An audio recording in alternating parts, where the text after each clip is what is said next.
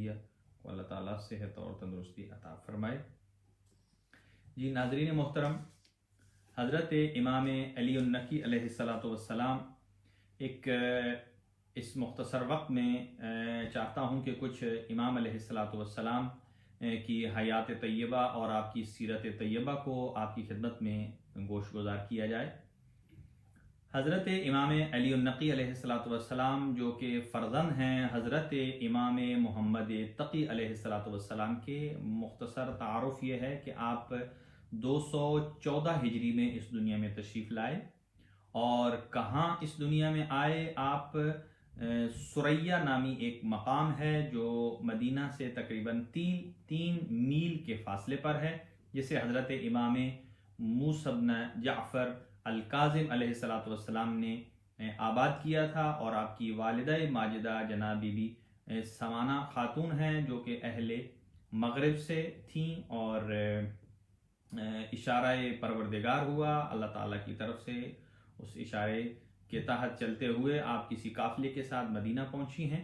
اور یہ امام محمد تقی علیہ الصلاۃ والسلام کی دوسری شادی تھی، کیونکہ امام محمد تقی علیہ السلام کا مختصر ایک دورانیہ ہے، آپ کی حیات طیبہ انتہائی مختصر یعنی 25 سال پر مشتمل ہے، اور آپ کی پہلی زوجہ مامون کی بیٹی ام فضل تھی کہ جس نے پھر بعد میں آپ کو زہر بھی دیا، اور اس کے بعد یہ دوسری ازدواج ہے کہ جو آپ نے عقد ثانی مدینہ میں جا کر کیا تھا، اور یہ عقد 19 سال کی عمر میں آپ کا ہوا، 18 سال کی عمر میں، یا 18 یا 19 سال کے برس میں، اور پھر حضرت امام علی النقی علیہ الصلاۃ والسلام نے 6 سال کا دورانیہ، 6 سال کا پیریڈ اپنے والد ماجد حضرت امام محمد تقی علیہ الصلاۃ والسلام کے زیر سرپرستی گزارا ہے، اور پھر اس کے بعد امام محمد تقی علیہ الصلاۃ والسلام کو مامون نے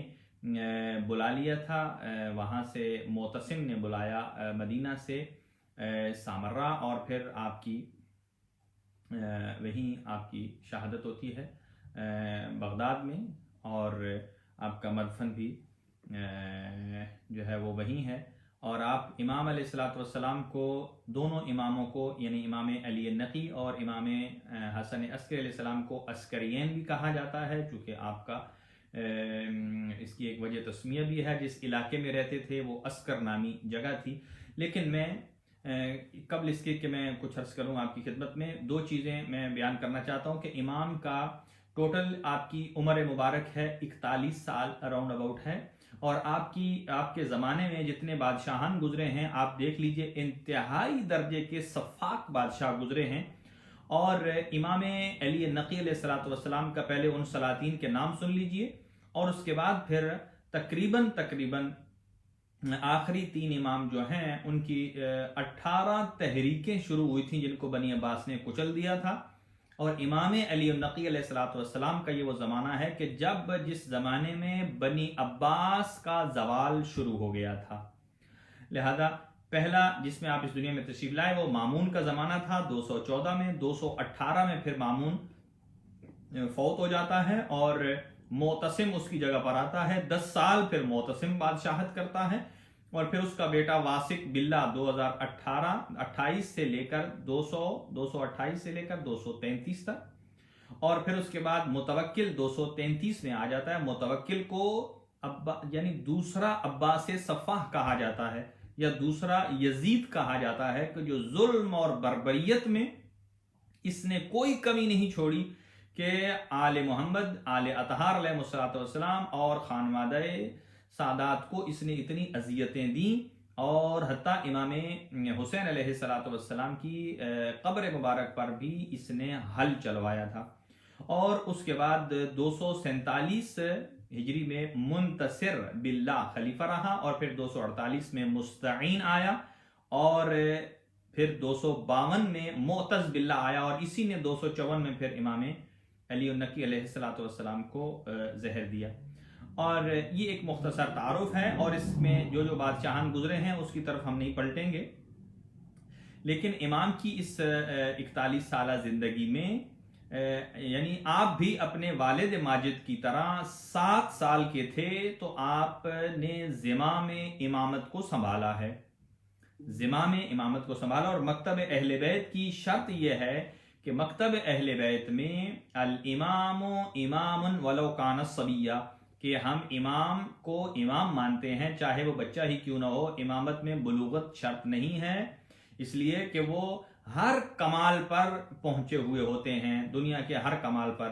جیسا کہ انسان کا اپنا کمال ہے، حیوان کا اپنا کمال ہے، پودے کا اپنا کمال ہے، ایک بیج کا کمال یہ ہے کہ بیج کو آپ زمین میں دفنائیں اور دفنانے کے بعد وہ ایک قد آور درخت بن جائے، یہ بیج کا کمال ہے۔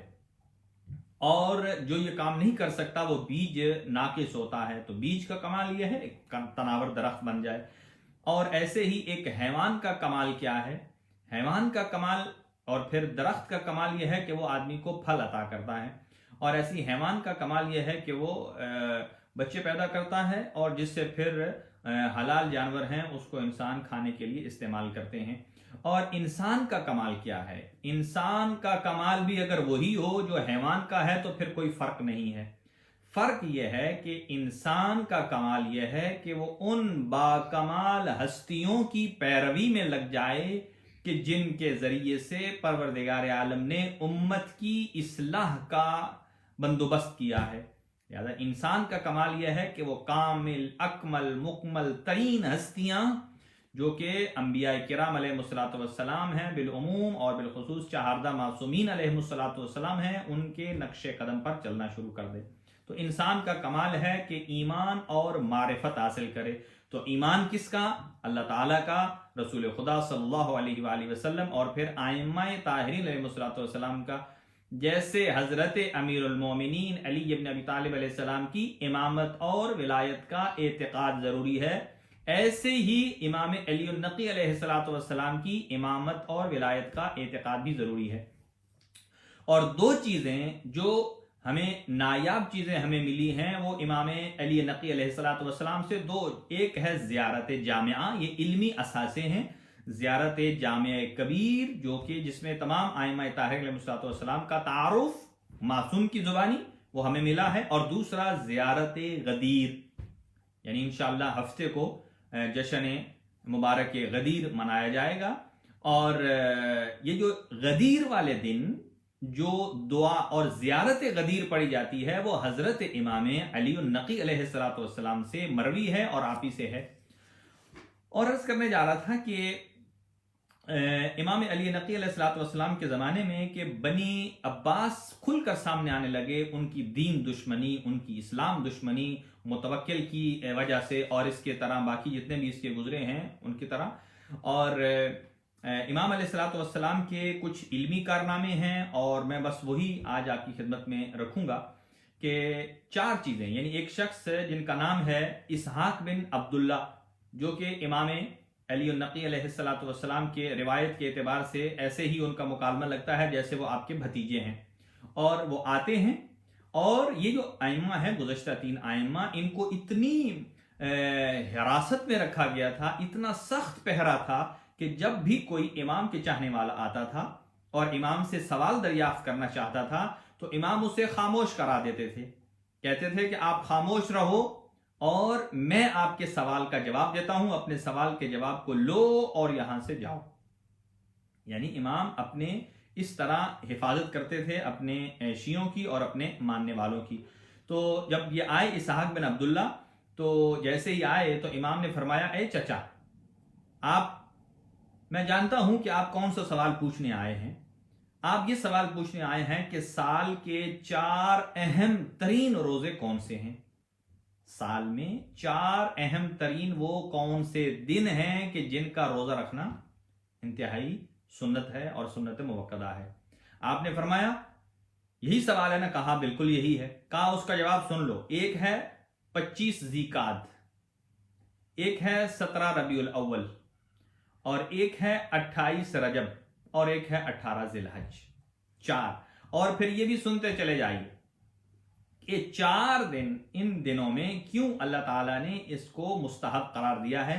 25 ذیقعد کا وہ دن ہے کہ جس دن اللہ تعالیٰ نے اس زمین کے فرش کو بچھایا، 25 ज़िकात ज़मीन के फर्श को बिछाया। और 17 रबीउल अव्वल हज़रत मोहम्मद मुस्तफ़ा सल्लल्लाहु अलैहि वसल्लम की ज़ाहिरी हयात आपकी शुरू होती है और आप इस दुनिया में तशरीफ़ लाए।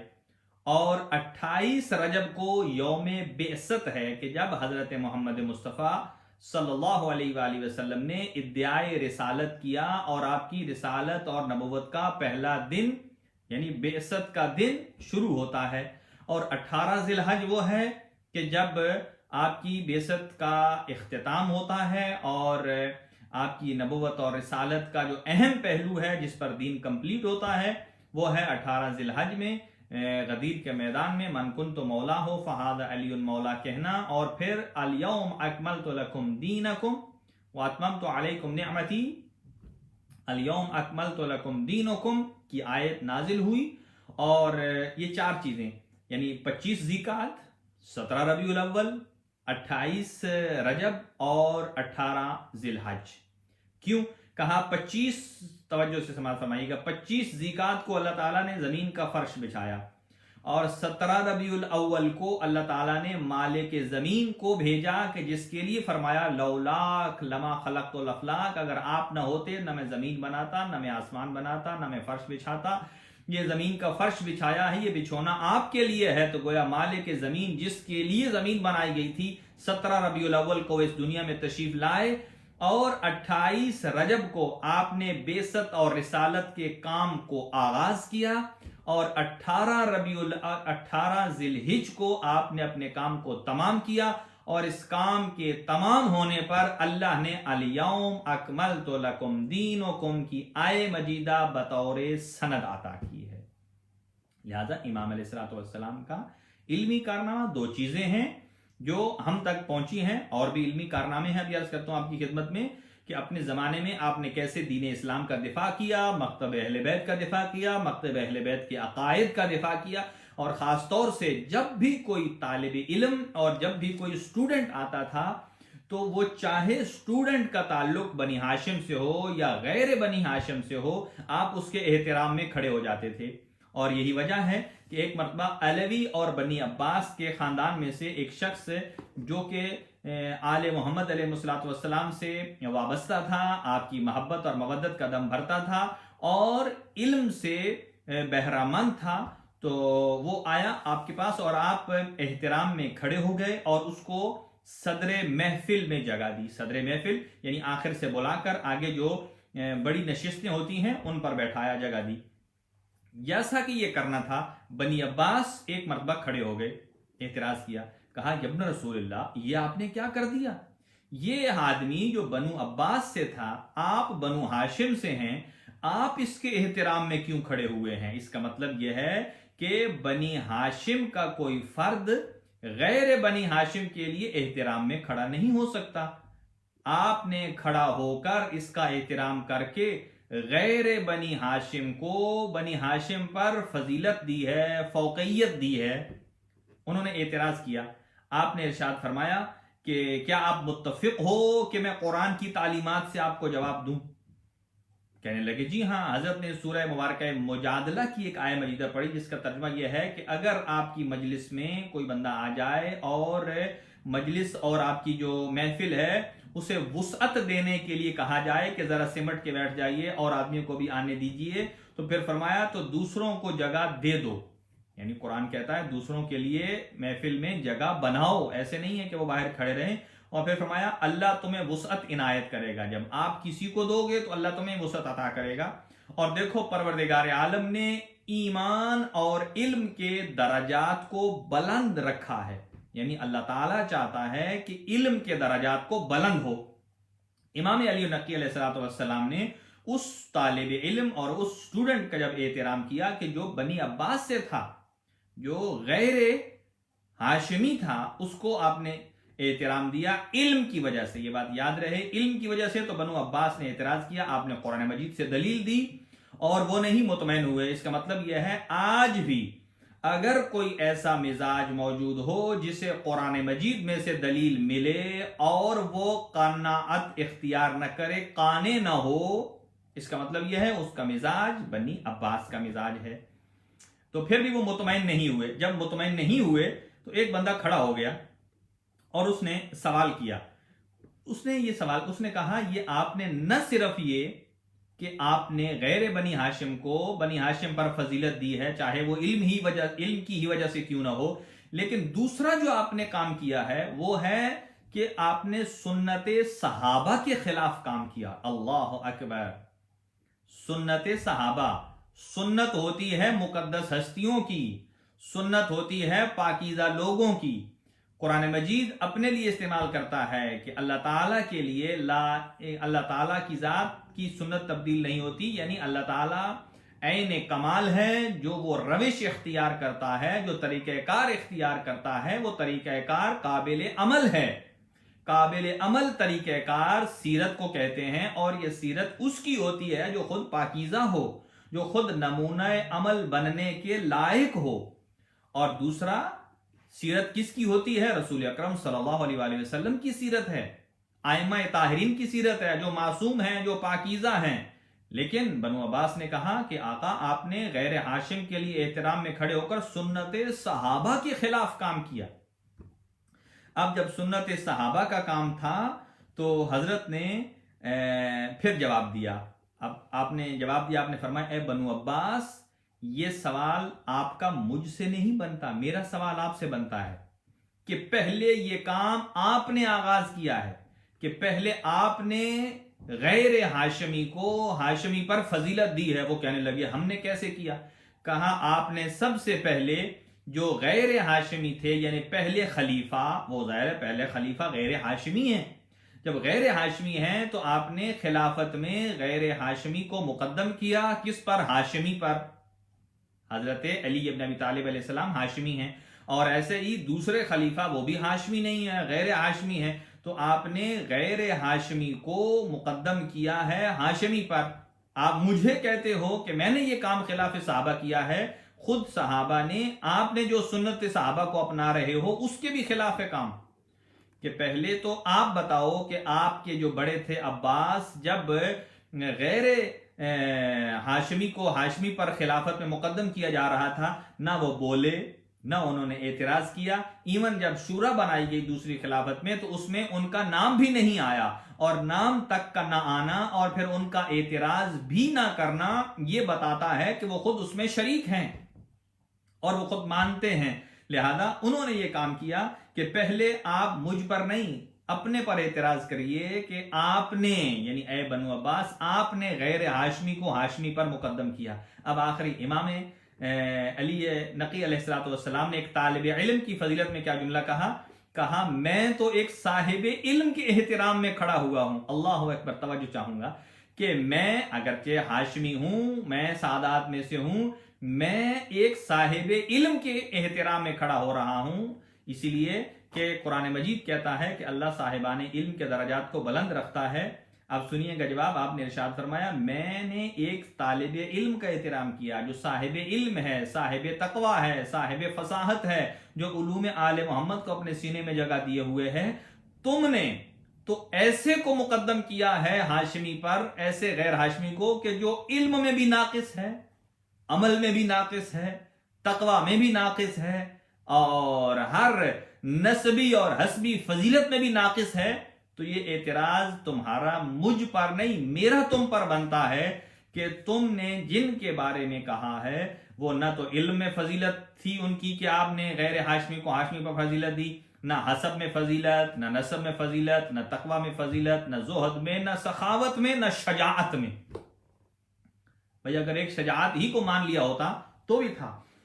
تو یہ امام علی نقی علیہ السلام کی سیرت ہے کہ جب بھی ابھی ہمارے فقہاء اور مراجع جو کہ اپنے آپ کو کبھی بھی مجتہد نہیں کہتے، وہ طالب علم کہتے ہیں، وہ کہتے ہیں ہم بھی طالب علم ہیں، لیکن جب بھی کوئی طالب علم چاہے وہ کسی ملک سے ہو، کسی رنگ کا ہو، کالا ہو، گورا ہو، ایشین ہو، کسی اور ملک کا ہو، جب بھی وہ ان کے پاس آتے ہیں احترام میں کھڑے ہوتے ہیں. خاص طور سے مرحوم خوئی علیہ الرحمہ، ان کی یہ خاصیت تھی. ہمارے کچھ پاکستان سے زائرین گئے تھے، جب ان کی ملاقات کی انہوں نے تو کہا کہ جب بھی کوئی آتا تھا تو وہ کھڑے ہوتے تھے، کھڑے ہو کر پھر بیٹھ جاتے تھے.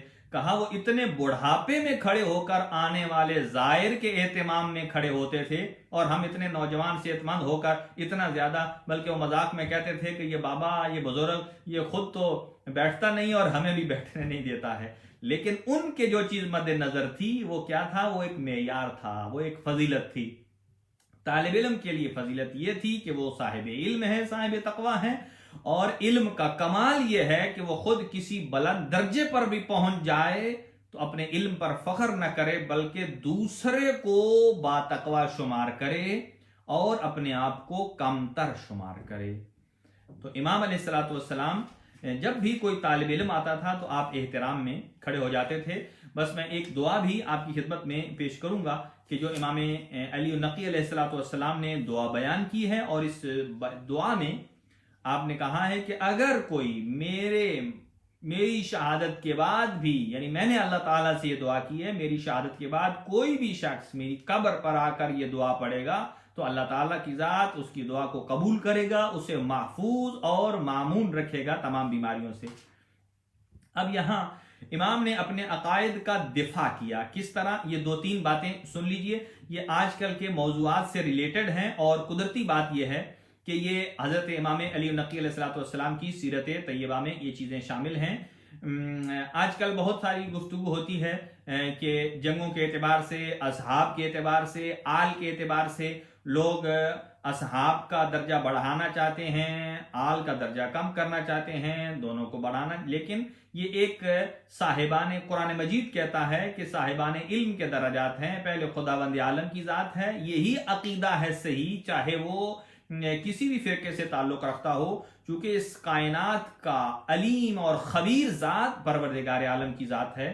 اس کے بعد حضرت محمد مصطفیٰ صلی اللہ علیہ وآلہ وسلم کی ذات مقدسہ افضل ہے، اور ان کے بعد ائمہ طاہرین علیہ الصلوۃ والسلام کی ذات ہے، اور باقی جتنے اولیاء ہیں ان کے بعد وہ سارے ان کے خداموں میں سے ہیں۔ بلکہ یوں کہا جائے کہ یہ تو کسی ولی نے کہا کہ جب تک کہ کوئی حضرت امیر المومنین کی ولایت کا اقرار نہ کرے تب تک وہ ولی نہیں بن سکتا، تب تک وہ ولی نہیں بن سکتا۔ تو ہم نے آج کل کئی ایسے دربار دیکھے ہیں جو ولایت علی کے منکر بھی ہیں اور پھر بھی ولی اللہ ہیں۔ اگر لہٰذا ولایت امیر المومنین اتنی معتبر ہے، اور امام نے کیسے دفاع کیا۔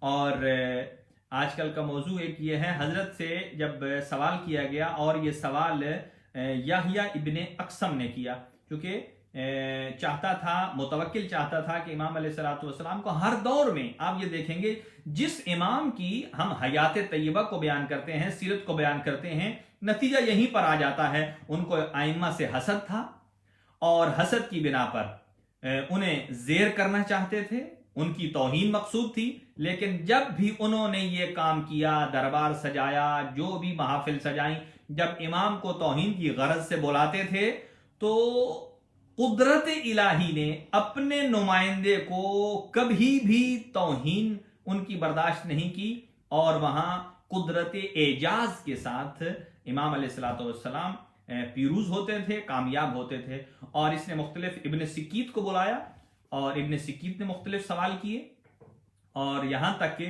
ابن سکیت سے کہلوایا گیا، ابن سکیت سے کہا کہ تم کہو، متوکل نے کہا کہ تم کہو کہ مجھے یہ بتاؤ۔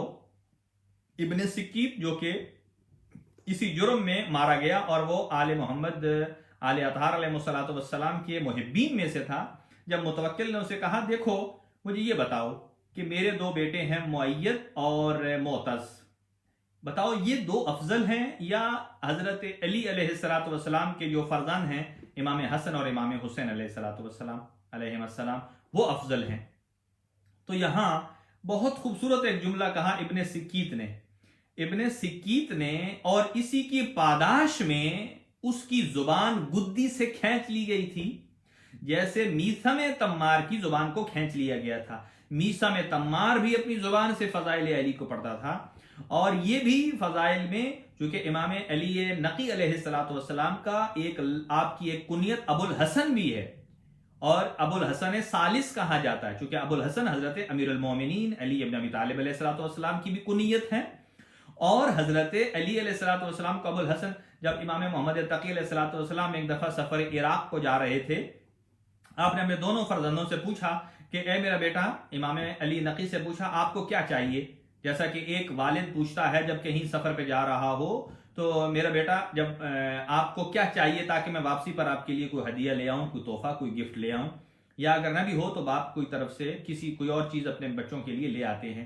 تو اپنے بیٹے سے پوچھا ابو الحسن سے، یعنی امام علی نقی علیہ السلام سے، امام محمد تقی علیہ السلام نے، کہ میرا بیٹا میں سفر پہ جا رہا ہوں، آپ کے لیے کیا ہدیہ لاؤں؟ آپ نے فرمایا میرے لیے ایک تلوار لے آئیے۔ اللہ اکبر! جب کہا نا میرے لیے تلوار لے آئیے، تو اس وقت امام محمد تقی علیہ السلام نے اپنے بیٹے کو سینے سے لگایا، اور سینے سے لگا کر جو جملہ ارشاد فرمایا، فرماتے ہیں انت ابو الحسن، انت ابو الحسن ایضاً، یعنی تو بھی امیر المومنین کی طرح ابو الحسن ہے، اور تو بھی ہمارے جد امیر المومنین ابو الحسن کی شبیہ ہے۔ جیسے انہیں ذوالفقار پسند تھی، ایسے آپ بھی ان کے شبیہ بھی ہیں، اور آپ کو بھی تلوار پسند ہے۔ اور دوسرے بیٹے سے کہا تو انہوں نے کچھ اور ڈیمانڈ کی۔ تو اسی ابن سکیت سے کہا کہ حسنین افضل ہیں یا میرے بیٹے؟ متوکل نے کہا، تو ابن سکیت نے کہہ دیا، اس نے کہا حسن و حسین کو جا اور تو کو جا، تیرے بیٹے تو دور کی بات ہے، ان کو تو نکال دے۔ کہا کہ حضرت امیر المومنین کا ایک غلام ہے قمبر، اور اس غلام قمبر کی فضیلت یہ ہے کہ ملتا ہے روایات میں کہ جب جنت میں حضرت امیر المومنین علی بن ابی طالب علیہ الصلوۃ والسلام کا جو گھر ہے، جنت میں بھی آپ کے گھر کا جو باڈی گارڈ ہے وہ جناب غلام قمبر ہے۔ اتنی فضیلت ہے ان کی۔ اور کہا کہ تو دور کی بات ہے، تیرے بیٹے دور کی بات ہے، امیر المومنین حضرت علی علیہ السلام کا جو غلام قمبر ہے، اس قمبر کے جو جوتے کا تسمہ ہے، وہ تسمہ بھی تیرے بیٹوں سے نہیں، تجھ سے افضل ہے۔ متوکل کو کہا، دیکھ لیجئے، سنیے گا کیسے۔ کہا کہ حضرت امیر کا غلام ہے قمبر، اس کے پیر میں ہے جوتا، اور جوتے کے اندر ہے تسمہ۔ کہا وہ تسمہ علی کے غلام کے جوتے کا تسمہ افضل ہے اے متوکل تجھ سے بھی۔ جب یہ بات سنی تو وہ ایک دم بھڑک گیا، غصے میں آیا، اور قہر و غضب ناک ہوا، اور اس نے اسی طرح اس کی زبان کو گدی سے کھینچ لیا۔ ابن سکیت کو بھی آمادہ کیا تھا، اگرچہ وہ محب اہل بیت تھا، کہ مختلف سوالات کرو، اور یہیں پر ایک سوال کیا ابن سکیت نے۔ جب سوال کیا امام نے جواب دیا۔ اب یحییٰ ابن اقسم جو کہ چیف جسٹس تھا، اسی نے امام محمد تقی علیہ الصلوۃ والسلام سے پہلے مار کھائی ہوئی ہے، یعنی علمی مناظرے میں پہلے امام کے سامنے اپنے گھٹنے جھکا چکا ہے، شکست تسلیم کر چکا ہے، لیکن جب امام علی نقی علیہ السلام آتے ہیں تو یہی پھر دوبارہ اپنے پرانے تیروں کو تیز کر کے، پرانے سوالوں کو اجاگر کر کے دوبارہ لے آتا ہے۔ اور اس نے کہا آپ یہ بتائیے، یہ بہت خوبصورت جملہ ہے، کہنے لگا کہ یہ بتائیے کہ جب جنگ جمل ہوئی تھی تو جنگ جمل میں حضرت امیر المومنین نے 3 کام وہ نہیں کیے جو باقی جنگوں میں کرتے تھے، یا جو جنگ صفین میں کیے۔ کہا جنگ جمل میں آپ نے مال غنیمت نہیں لیا۔ مال غنیمت وہ ہوتا ہے کہ جب جنگ جیت جاتے ہیں تو دشمن کا جو مال ہے مخالف کا، وہ آپ لے لیتے ہیں، مال ضبط کر لیتے ہیں، اور جو لڑکے ہوتے ہیں ان کو غلام بنا لیتے ہیں، اور لڑکیوں کو کنیز بنا لیا۔ یہ اس زمانے کا رواج تھا۔ تو کہا جنگ جمل میں آپ نے مال غنیمت نہیں لیا، نہ ہی لیا اور نہ ہی تقسیم کیا۔ ذرا تقسیم کی بات دور کی آتی ہے، پہلے تو لینے کی بات ہوتی ہے۔ اور دوسرا کام کہ جو اس جنگ میں آپ کے مد مقابل آیا اور جو زخمی ہو کر بھاگ جاتے تھے، تو آپ نے جو زخمی ہوتا تھا، زخمی ہو کر گرتا تھا، آپ اسے مارتے نہیں تھے، چھوڑ دیتے تھے، زخمی حالت میں پڑا رہے۔ اور تیسرا کام کہ جو آپ کے مد مقابل آئے اور پھر خوف کھا کر بھاگ جائے تو آپ بھاگنے والے کے پیچھے کبھی نہیں جاتے تھے۔ خیر علی علیہ السلام اس جنگ میں کیا، جب بھی کوئی بھاگا ہے تو آپ نے کسی بھاگتے کا پیچھا نہیں کیا ہے۔ یہ 3 کام نہیں کیے۔ یہ سوال کیا یحییٰ ابن اقسم نے، کہا اس کا جواب دیجئے۔ بھری محفل میں کوئی نہیں تھا جو اس کا جواب دے سکے، اور متوکل نے کہا جتنے دربار میں تھے سب عاجز آ گئے، متوکل نے کہا کہ ان سوالوں کے جواب کے لیے میں تمہیں ایک بندہ لا کے دیتا ہوں کہ جو تمہارے ان سوالات کے جوابات دے گا. اور اس نے امام علی النقی علیہ السلام کی طرف اپنے خادم کو بھیجا, کہا آئیے, اور ایک بہت بڑا سوال ہے جس پر سارے تابعین تبع تابعین جو ہیں وہ عاجز آ چکے ہیں. امام نے کہا مجھے معذرت دیجئے, میری عذر خواہی کو قبول کیجئے. کہا نہیں, آپ کو بہر صورت آنا پڑے گا. امام علی نقی علیہ السلام آئے, تشریف لائے اور اس کے سوال کا جواب دیا, اور آپ نے فرمایا یہ سم ریزنز, کچھ ایسے وجوہات ہیں کہ جن کی وجہ سے آپ نے حضرت امیر کائنات نے یہ کام نہیں کیا. پہلی وجہ کہا مال غنیمت اس لیے نہیں لیا, یہ آج کا میں نے اس لیے موضوع کہا ہے کہ آج کل ایک موضوع جو زبان زد عام ہے وہ یہ ہے کہ لوگ صحابہ کرام کا احترام نہیں کرتے, امہات المومنین کا احترام نہیں کرتے.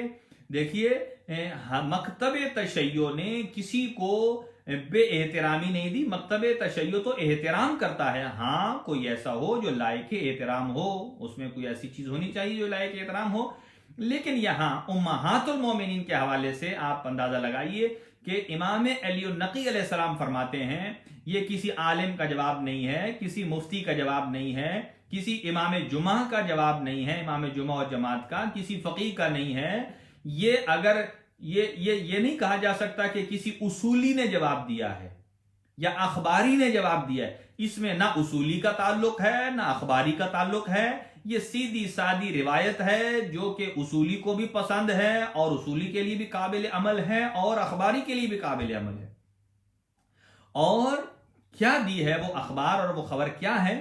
فرمایا مال غنیمت اس لیے نہیں لوٹا کہ جنگ جمل میں جب امام علی علیہ السلام جنگ جیت چکے تھے تو ان مال غنیمت میں طرف مقابل میں رسول پاک صلی اللہ علیہ وسلم کی زوجہ حضرت عائشہ بھی تھیں, اور جب حضرت عائشہ آئیں تو مال غنیمت آپ لیتے تو مال غنیمت پھر تقسیم کیا جاتا ہے.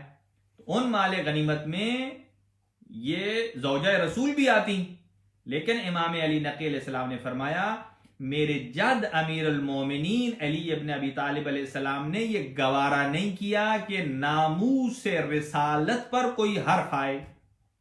کہا کہ ہم مال غنیمت چھوڑ سکتے ہیں, ہم غلام, کنیزیں, مال, سونا, چاندی سب کو چھوڑ سکتے ہیں, لیکن ناموس سے رسالت پر حرف نہیں آنے دیں گے. یہ کس کا جملہ ہے؟ امام علی النقی علیہ السلام کا جملہ ہے, اور اس پر یہ عمل کس کا ہے؟ حضرت امیر المومنین علی ابن ابی طالب علیہ السلام کا عمل ہے. لہذا اس پر دو ٹوک بات ہے, یعنی نہ فتویٰ ہے, نہ کسی مفتی نے فتویٰ دیا, نہ کسی مجتہد نے دیا, نہ کسی عالم نے دیا, خود امام معصوم نے یہ کہا ہے. کہا کہ وہ زوجہ رسول ہیں حضرت امیر المومنین نے, اسی لیے نہ مال غنیمت خود سمیٹا ہے اور نہ تقسیم ہونے دیا ہے. اور جو جنگ لڑتے تھے مال غنیمت کے لیے ان کو تو بڑی تکلیف ہوئی, اور انہی کی طرف سے یہ جو سوالات جو اٹھے ہیں یہ آج یہ سوالات پھیل رہے ہیں اور امت مسلمہ کو پریشان کرنے کی کوشش ہے اور مکتب تشیع کو بگاڑنے کی کوشش ہے. مکتب تشیع تو وہ ہے کہ جو زوجہ رسول یعنی مکتب تشیع کے بانی اگر آپ کہہ لیں تو حضرت امیر المومنین کی ذات کو اگر آپ مانتے ہیں کہ یقیناً وہی ہیں کہ جو ان سے محبت کرے, تو جو بانی مبانی تشیع ہیں وہ زوجہ رسول کو خیر و عافیت سلامتی کے ساتھ وہاں سے نکال کر اور پھر بغیر کسی توہین کے, بغیر کسی اذیت کے, چونکہ ناموس رسالت ہے تو ناموس رسالت کا اگر کسی نے بل پاس کرنا ہے, ناموس رسالت کو اگر نے کسی دیکھنا ہے تو ناموس رسالت اور احترام رسالت وہ مکتب تشیع سے سیکھو. مکتب تشیع آپ کو بتائے گا کہ احترام رسالت کیا ہے اور ازواج مطہرات کا احترام کیا ہے. لہذا مکتب تشیع کسی صورت میں نہ اپنی زبان کو غلیظ کرتا ہے اور نہ ہی کسی کے خلاف کیچڑ اچھالتا ہے, بلکہ اپنے ائمہ طاہرین کی سیرت طیبہ پر عمل کرتا ہے. تو پہلا کام کہ آپ نے مال غنیمت کیوں نہیں لیا؟ اس لیے نہیں لیا کہ اس میں زوجہ رسول بھی تھی, اور یہ علی کو گوارا نہیں ہے کہ زوجہ رسول پر کوئی حرف آئے, ناموس رسالت پر کوئی حرف آ جائے. اور دوسری بات یہ ہے کہ اس میں مال غنیمت اس لیے یہاں زخمیوں کو مارا اس لیے نہیں ہے، کہا کہ یہاں آپ جانتے تھے کہ جب طرف مخالف کا جو بڑا ہے وہ آپ کے قبضے میں آ گیا تو باقی جو ہیں وہ کوئی سازش نہیں کریں گے، جنگ تمام ہو گئی۔ لیکن جنگ صفین میں یہ تھا کہ طرف مقابل میں جو زخمی ہو جاتا تھا، جو مد مقابل آتا تھا، اسے ختم کر دیتے تھے، اس لیے کہ وہاں فتنے کا خوف تھا اور وہ فتنہ پیدا ہوا، اور ابو موسیٰ اشعری نے بھی اس فتنے کو ہوا دی اور عمر بن سعد نے بھی دی اور یہ سعد بن ابی وقاص، یہ تمام چیزیں جتنی بھی ہیں۔ بہرحال امام نے بہت سارے جواب دیے، اور اب ہماری وہ دعا رہ گئی ہے کہ امام علیہ الصلوۃ والسلام نے کہا کہ جو شخص اس دعا کو پڑھے، اور وہ دعا آپ مفاتیح الجنان میں بھی دیکھ سکتے ہیں کہ جو امام سجاد علیہ الصلوۃ والسلام کی مناجات ہیں اس سے پہلے بھی وہ درج ہے، اور بلکہ بس اب وقت نہیں ہے، ایک اور جملہ سن لیجئے۔ امام وقت سے متعلق کہا گیا کہ سید ابن طاؤس کے جو بہت بڑے راوی ہیں انہوں نے لکھا ہے، اور ایک مرحوم کلینی کی بھی بک ہے اس میں بھی انہوں نے درج کیا ہے کہ ایک شخص امام ہادی علیہ السلام، یعنی امام کا لقب ایک ہادی بھی ہے، آپ کی خدمت میں آیا اور کہا کہ ایک شخص ہے کہ جو آپ سے بڑی محبت کرتا ہے اور وہ آپ سے راز و نیاز کرنا چاہتا ہے، یعنی کہ امام کے ساتھ راز و نیاز کی باتیں کرنا چاہتا ہے اور اپنی مشکلات کو ان کے سامنے پیش کرنا چاہتا ہے، اور اس نے مثال دی جیسا کہ انسان اللہ تعالیٰ سے باتیں کرتا ہے، اگر کوئی مشکل آئے انسان سجدے میں سر رکھ کے اپنے خداوند عالم سے دعا کرتا ہے، مناجات کرتا ہے، باتیں کرتا ہے، یعنی دل میں جو باتیں کرتا ہے، تو کہا کہ کوئی آپ کی زیارت کو نہ آ سکے، آپ سے باتیں کرنا چاہے تو کیا کرے۔ اب امام نے یہی وقت ہے کہ آج امام زمان اجل اللہ تعالی فرجہ الشریف کے ساتھ جو آدمی راز و نیاز کرنا چاہتا ہے، یہ امام علی نقی علیہ السلام نے ایک نسخہ دیا ہے، اگرچہ امام غائب ہیں، آپ اپنی ہر کلام کا مخاطب اپنے امام کو قرار دے سکتے ہیں کہ اپنے امام کے ساتھ بات کر رہے ہیں، آپ کریں تو صحیح۔ امام نقی علیہ الصلوۃ والسلام نے جب کسی نے خط لکھا تو آپ نے اس کے جواب میں یہ کہا کہ ان کان لک حاجت، اگر تمہارے لیے دور دراز ہو تو کوئی حاجت ہو تو فحرک شفتیک، تو تم اپنے ہونٹوں کو ہلاؤ، اپنے ہونٹوں سے باتیں کرو، اپنے امام کو مخاطب قرار دو، فإن الجواب یأتیک، بس تم اپنے ہونٹوں کو ہلاؤ، جواب دو، اور تمہارا امام تمہارے پاس پہنچ جائے گا، یعنی تمہارے امام کا جواب تمہارے پاس آ جائے گا۔ لیکن شرط یہ ہے کہ کوئی آدمی خالصتاً اپنے امام کو پکارے۔ لیجیے ابھی ہمارے پاس برسلز میں نماز مغربین کا وقت 9:34 پر ہے۔ خداوند عالم ہماری اس عبادت کو اپنی بارگاہ میں قبول اور منظور فرمائے، حضرت امام علی النقی علیہ الصلوۃ والسلام کی امامت اور ولایت پر ہمیں ثابت قدم فرمائے، اور آپ کے وجود ذیجود اور وجود بابرکت سے تمام مریضوں کو شفاء کامل و عاجل عطا فرمائے، اور برادر مصطفیٰ رزاق صاحب کو اور ان کی اہلیہ اور ان کی بیٹی کو شفاء کامل و عاجل عطا فرمائے۔ ایک بچہ رضوان حسین ہیں، اور شیخ محمد ضامن صاحب، شمیم زیدی صاحب، اور ایک اور مومنہ بیمار ہیں، اللہ ان کو شفاء کامل و عاجل عطا فرمائے۔ غضنفر بخاری صاحب مرحوم کی اہلیہ کو اللہ اور ان کے پورے خاندان کو آباد و شاد فرمائے، اور ایسے ہی ہمارے محمد حسین شاہ صاحب بھی بیمار ہیں، اللہ ان کو بھی شفا عطا فرمائے، ان کی ایک بیٹی پوتی اور ایک نواسی بیمار ہیں، اللہ ان کو بھی صحت اور تندرستی عطا فرمائے۔ علی رضا بخاری صاحب اور ذوالفقار موسیٰ صاحب اور سید ارشاد حسین شاہ صاحب، سید توقیر شاہ صاحب اور رضوان روجی صاحب کو بھی اللہ صحت دے، برادر نادر حسین صاحب کو، اور جناب اختر حیدری صاحب کو، اور جناب ظہیر نقوی صاحب، اور ایسے ہی جملہ سید عابد کاظمی صاحب، اور جناب سید اکبر بخاری صاحب، سید عباس صاحب اٹلی سے، اور سید محسن نقوی صاحب، جناب صغیر غوری صاحب اور ان کی اہلیہ، آپ کو آباد و شاد فرمائے پوری فیملی کے ساتھ، اور آپ کی خصوصی دعائیں پوری فرمائے۔ عشرت رضا صاحبہ، آپ کے مرحومین کی اللہ مغفرت فرمائے، جناب اصغر مرزا کے درجات بلند فرمائے، عمران حیدر صاحب اور جناب علی احمد صاحب اور جملہ مومنین، مبارک زیدی صاحب اور جناب شبر رضوی صاحب اور جناب سید ابرار کاظمی صاحب، آپ سب کی توفیقات خیر میں اضافہ فرمائے، اور اس کرونا وائرس کو جلد از جلد تمام فرمائے اور اس کا خاتمہ فرمائے، اور ہماری محفل اور مجالس کو بحال فرمائے، اور خداوند عالم بے اولادوں کو اولاد عطا فرمائے۔ ایک درخواست دعا ہے اولاد نرینہ کی، خداوند عالم ان کی جولی کو آباد فرمائے، اور امام زمان ارواحنا العالمین لتراب مقدمہ الفدا کا جلد از جلد ظہور فرمائے، اور ہم سب کو ان کے اعوان و انصار میں شمار فرمائے۔ برادر احمد رضا صاحب اور ایسے ہی ہمارے برادر احمد صاحب مووی میکر، ان کے والدین کی مغفرت فرمائے۔ برادر نبیل صاحب کی، جعفری صاحب اور مہدی صاحب، اور جناب موس سے جناب حیدر رضا صاحب، اور مومن ہیں، اللہ ان کو صحت اور تندرستی عطا فرمائے۔ لیجئے صبح 6 بجے انشاءاللہ دعائے مبارکہ دعا کے لیے حاضر ہوں گے، تب تک کے لیے اجازت ہے، نماز کا وقت ہوا چاہتا ہے۔ وصلی اللہ علی سیدنا محمد وآلہ الطاہرین۔